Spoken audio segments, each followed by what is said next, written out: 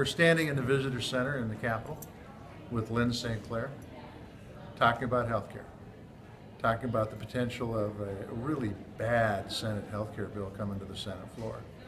And why Lynn is important, other than being a great Montanan and making the 2,000-mile trek out to Washington, D.C., is that Lynn can speak from personal experience on what happens if we pass a really bad bill that is going to potentially come to the Senate floor this Thursday. And I want Lynn to talk a little bit about what the impacts of that could be. Okay. Hi, I've been self-employed since I was 19 years old as an artist.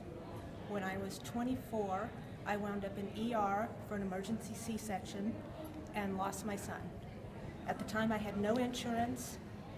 The result of that was not only the loss of my son, but I was tagged with a pre-existing condition. That made, for me, a self-employed person, it was impossible to get reasonable insurance. So I paid on my bills, all my ER in ICU, and went on and kept building my business. And then a few years ago, I was diagnosed with breast cancer. So I made decisions based on no insurance. I chose the least expensive way out, which was bilateral mastectomy, no reconstruction, because to me, the doctor said that meant no chemo, no radiation, the cheapest way. Afterwards, they found a second tumor, and I was forced to take radiation.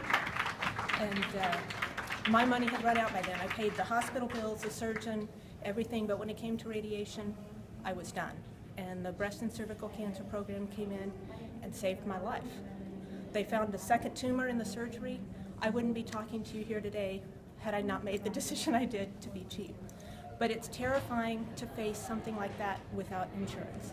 To lay on that hospital table about to lose my son and worry if you're going to wake up because you're uninsured and not going to get the same care, to face cancer, and then to look at a future where insurance is going to be prohibitively expensive.